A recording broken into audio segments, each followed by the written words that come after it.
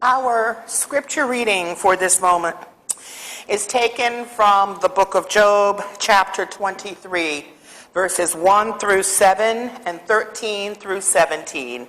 You will see that it is printed in your bulletin. And then immediately following that, we have a brief reading from Hebrews, which is one of the epistles in the New Testament. So let us read with understanding. Then Job answered, "Today also my complaint is bitter. His hand is heavy despite my groaning. Oh, that I knew where I might find him, that I might come even to his dwelling. I would lay my case before him and fill my mouth with arguments. I would learn what he would answer me and understand what he would say to me. Would he contend with me in the greatness of his power? No, but he would give heed to me. There an upright person could reason with him, and I should be acquitted forever by my judge. But he stands alone, and who can dissuade him? What he desires, that he does. For he will complete what he appoints for me, and many such things are in his mind. Therefore, I am terrified at his presence. When I consider, I am in dread of him. God has made my heart faint, and the Almighty has terrified me. If only I could vanish in darkness, and thick darkness would cover my face."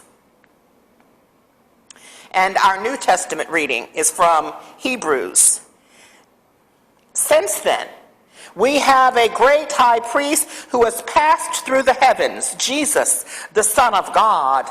Let us hold fast to our confession.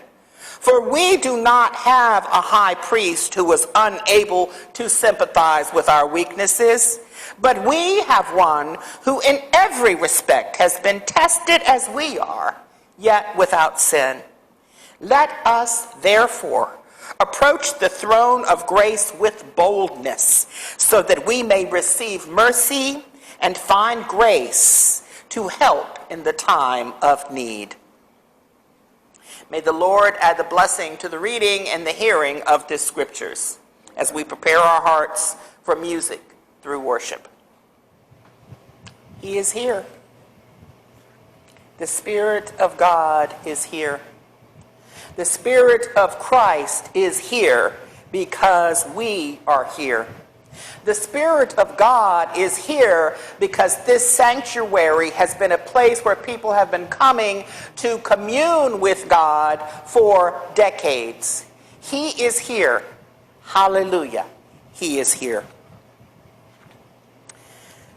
For today, we are continuing our reflections on the book of Job. If you remember last week, we spent a little time talking about sort of the overarching theme of the book of Job. We talked about the fact that this is a book that holds much more complexity of thought and reflection than many of us would have been led to believe. Because despite the one or two explanations that we hear about Job, that he remained faithful through the end, it does not really tell us how he got through that process. And so last week when we met Job, if you remember, Job had just suffered catastrophic losses.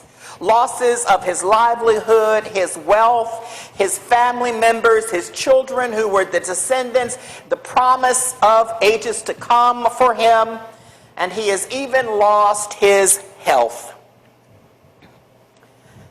And his response to it in that moment was, well, you got to take the good with the bad.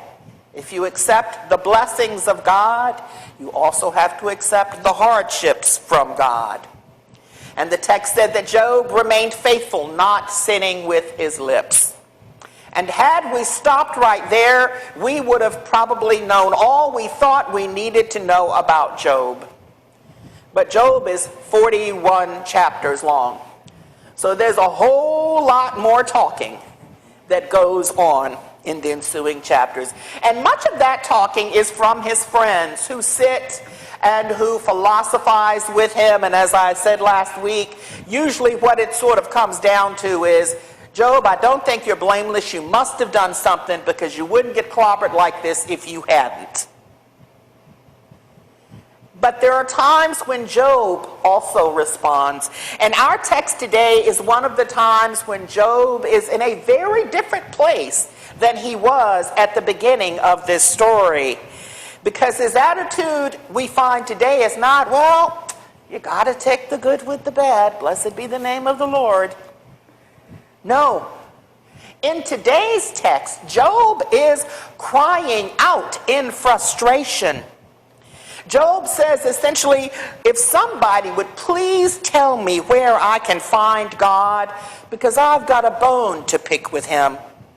If you would please tell me where I can go to find God so that I could come before him, I would prove to him that I'm a faithful man and that there is no reason for me to be cursed like this. But then he goes on and he says, but I can't find him. I can't find him. He says, I look to the east and God's not there. I look to the west and God's not there. I look north, I look south, I look up, I look down, and God is not there. I'm going through the worst experiences of my life and he's nowhere around that I might even approach God and lay out my case. And so that is that frustration. And then a few verses down, he also says that because of all that he's experiencing and because of this seeming absence of the presence of God, he says, that is why I am terrified before him. Verse 15. That's why I'm terrified before him. And when I think of all of this, I fear. God has made my heart faint. The Almighty has terrified me. Yet I am not silenced by the darkness, by the thick darkness that covers my face. So again, another experience of God, another voicing of all that is inside Job as he seeks to bear up under whatever it is that he is going through. And so we have anger, we have, won't you listen to me? We have, where are you? And now we have, you have hit me so hard that I'm afraid of you. I don't know what you're going to do next, God. You see, Job and the book of Job, again, is a book that is able to hold all of those things. It is a deeply human book. And at the outset, I would want to say that when we believe that God sends misfortune and suffering, of course we would become afraid, fearful, and terrified.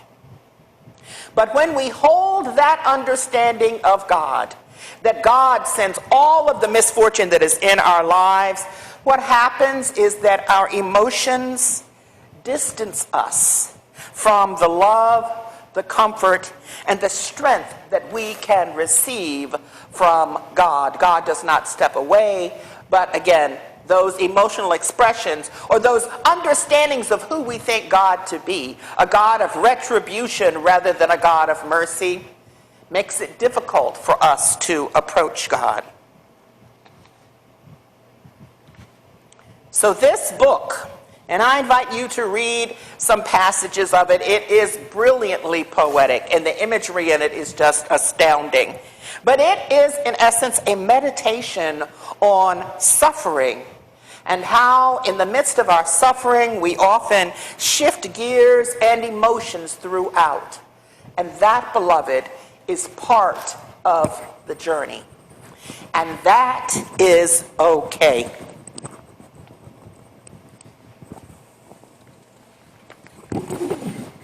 All of the emotions are real. It is what we feel at various times, and I know that just about everyone in this congregation, I'll say everyone in this congregation, has something that they are seeking to bear up under, has some problem before them to which they do not know the solution, has some concerns about their future and how they will survive through it.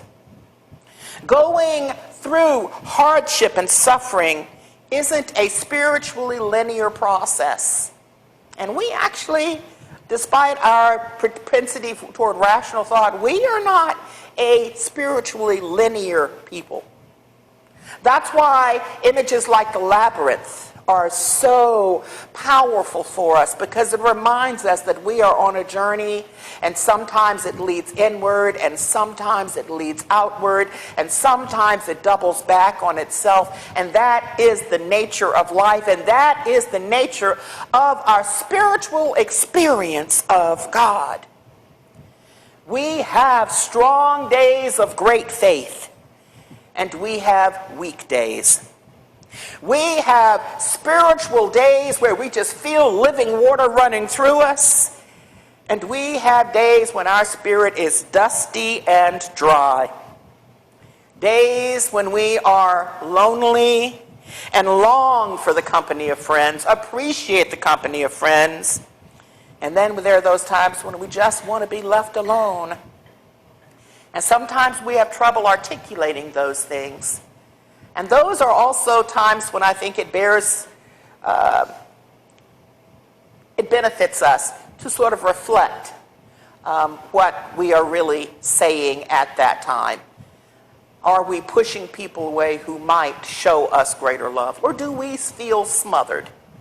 Are we acting out of past experiences where someone did or said the wrong thing, and so therefore we just protect ourselves by shutting off? And some of the hardest days are when we can't find God, when our prayers seem to echo into emptiness, when we don't even know how or what to pray. Shortly after accepting Christ, and I just jumped into it with both feet. I was at Bible study every chance I got. I loved God, and I had that new and exciting experience of God. Jesus was essentially my boyfriend, and we would just talk into the late night hours. You know how it is when you first meet your beloved, and it seems as though they are everything to you.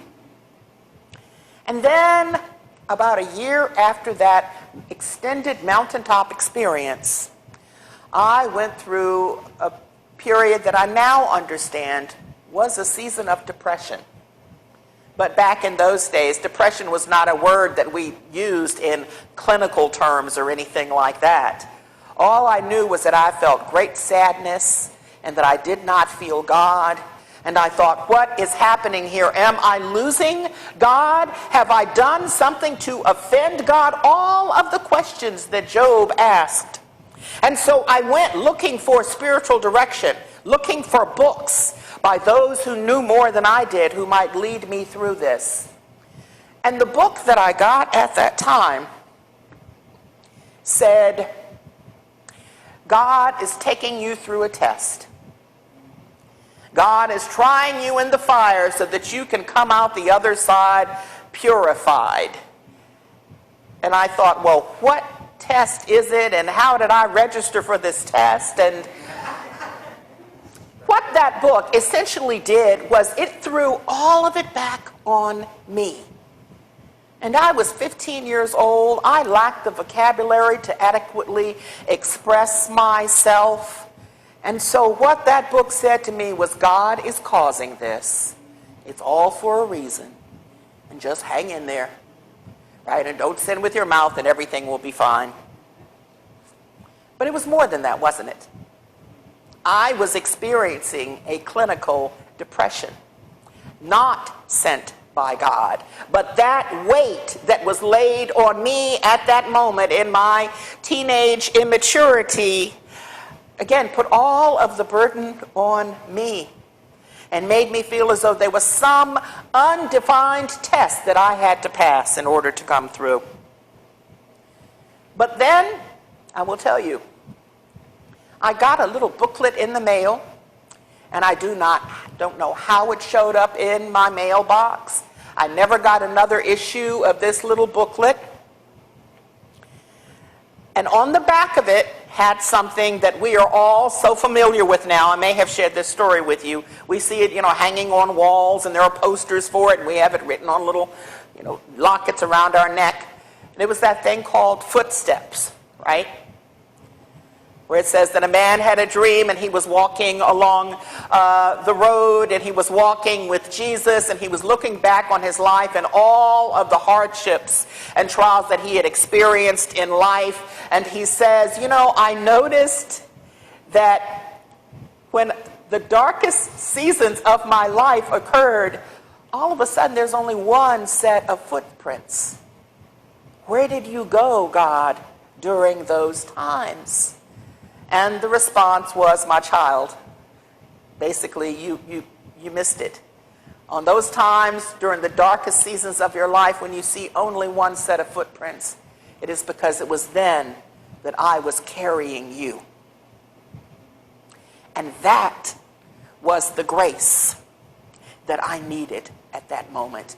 And that is the grace that each of us must return to, or invited to return to, time and time again, when we are led to think again that there are troubles that we will never surmount, and to wonder what we did to deserve the plight where we find ourselves on this day. And of course, there are some times when we did bring things on ourselves. We have to acknowledge that. Our human actions have repercussions. And so sometimes, yes, we do bring things. If we don't pay our electric bill, one day we flip the switch and the lights won't come on. But in many instances, it's not that simple.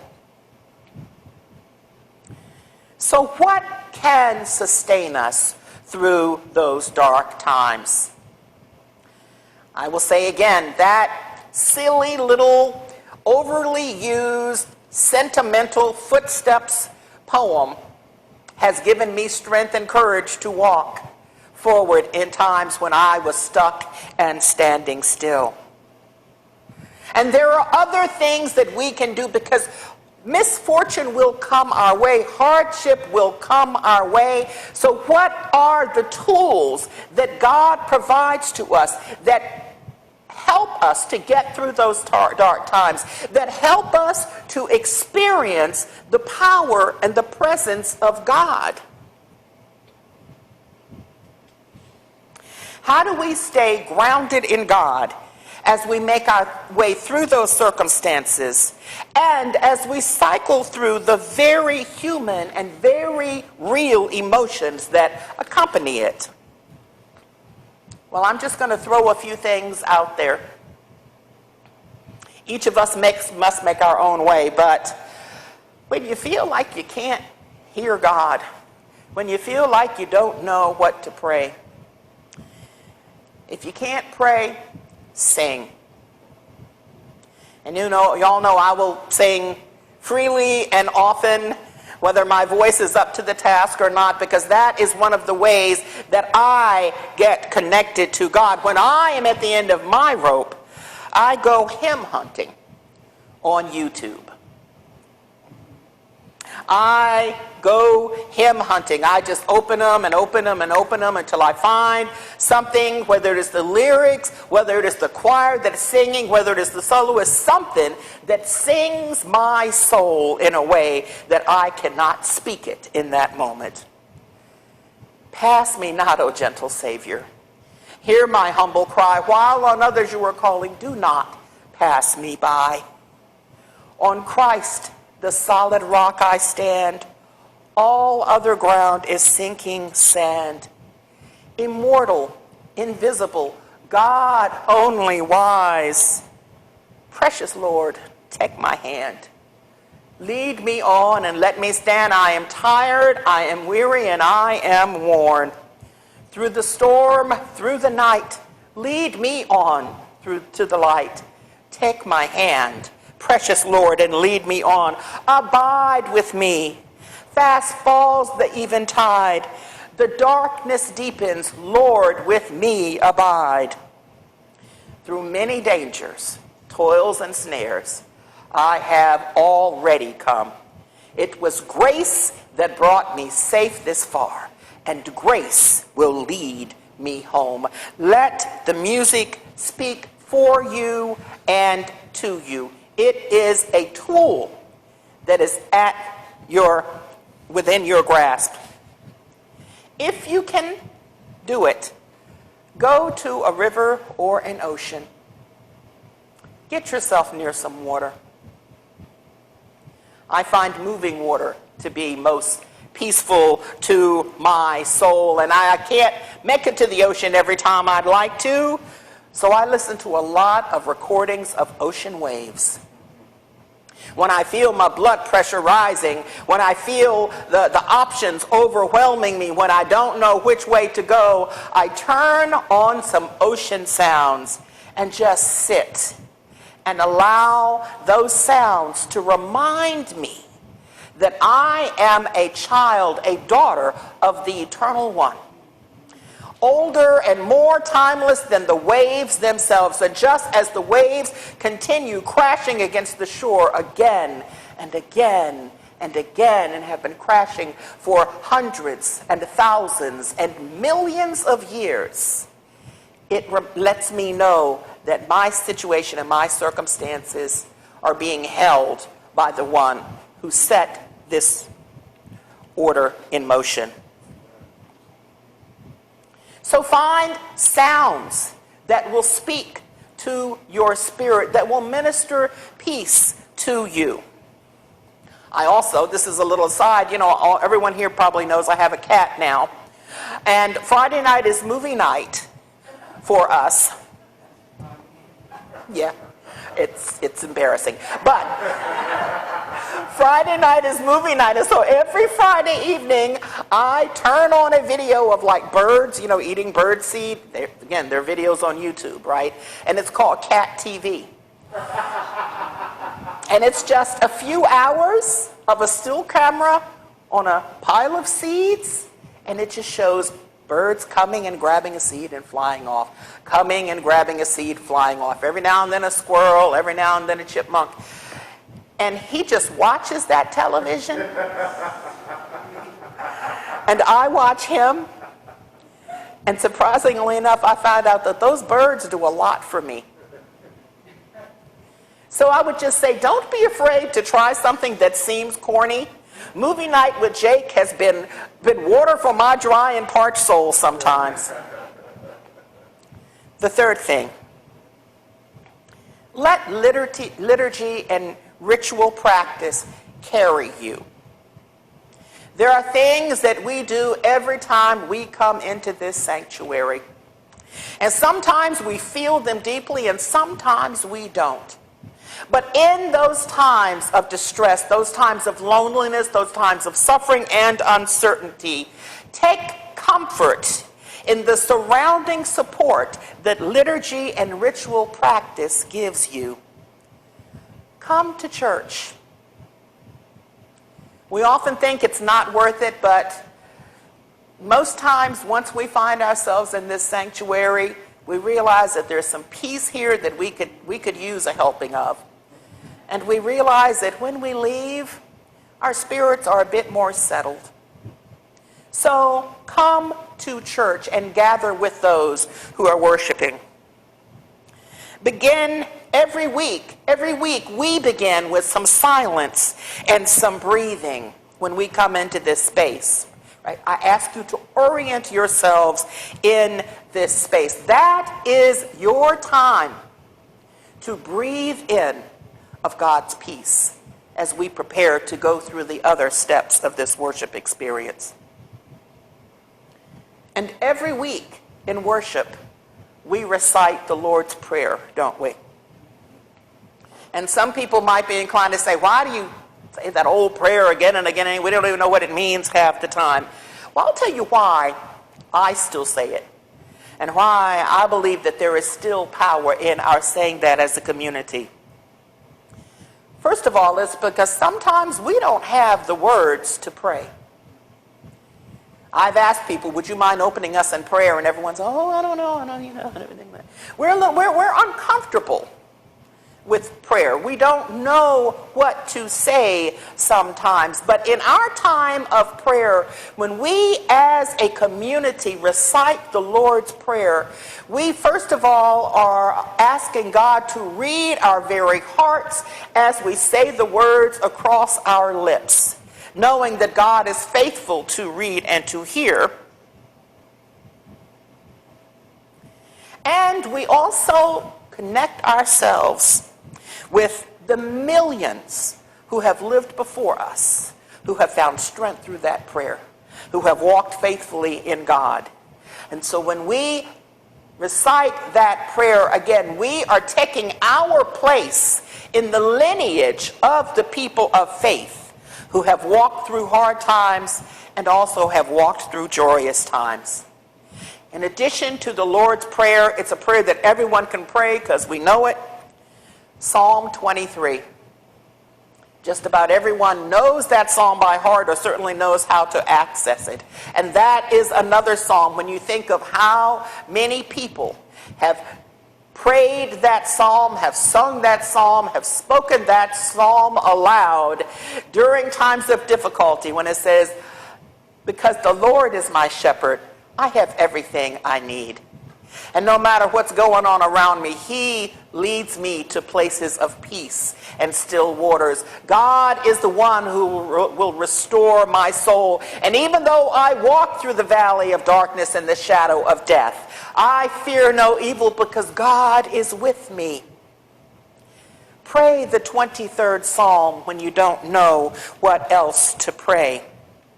These ancient, precious words are for you when you have no words. And finally, in keeping with today, take communion. Have communion. Let no one ever tell you that you are not worthy to receive communion. I will say that's one of the biggest, that was my great-grandmother used to say, that's one of the biggest lies since the devil learned how to talk. Communion is not about worthiness. Communion is about the fact that we are unworthy and yet we are invited to partake of God's sustenance. It reminds us that we are connected to one who, as our text in Hebrews says, is familiar with all number of trials and hardships that we experience. And so therefore our high priest, our advocate, the one who would plead our case, is the one who also understands all of our human and emotional vulnerability. The one who understands even what it feels like to fear. The one who understands what it feels like when the pressures get so heavy and hard on you that even though you are the Son of God, you pray out, God, please take this cup away. I don't want to go through this. If Jesus could pray that in the garden, you can pray it wherever you are and know that Christ, who is your advocate, does not denounce you for those prayers. He understands those prayers and he intercedes for you in those prayers. And he reminds you again and again and again that God's grace is present with you no matter what happens, and that you are safe in God, and that there is nothing in this world or in heaven itself that can separate you from that love. That love ultimately always wins. And so on that, we can also stand. And so once again, before we move to the table, I'd like to share this prayer with you that I came across this week. It is written by Reverend Laura Stevens Reed, who is a pastor in the Alliance of Baptists, which is one of the denominational organizations of which we are a member. And this is what she wrote. May it speak to your heart however you need to hear it in this moment. Faith is not a checklist that can be completed. It is not an accumulation of gold stars that we can affix to a chart It is not intensive study so that we can pass a test. It is a relationship in which we share out of our abundance love with abandon and see others with the eyes of God, honoring God's image in ourselves, and trust that God is around and at work, even when the evidence is hard to spot. It is shedding our expectations even as we lay claim to hope. It is done in us and through us, not by our own power. It is never finished, just as we are never finished. It is beauty and challenge, falling short and trying again, all rolled up together. It is complicated and life-sustaining, a gift from above. Help us to accept it with grateful hearts. And may God again strengthen and accept our faith, no matter how feeble it may seem, as he journeys along with us. Amen. And may this be so.